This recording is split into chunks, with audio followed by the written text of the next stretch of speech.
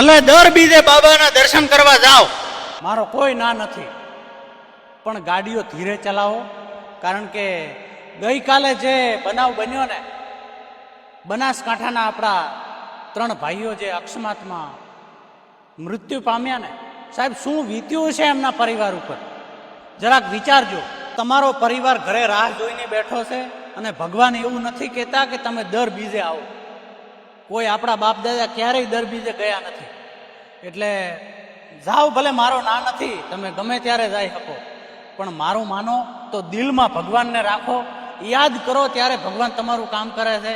એવું નથી કે દર બીજે જવાથી જ તમારું કામ થતું હોય. ભલે જાઓ, મારો કોઈ ના નથી, પણ સંભાળીને જાઓ.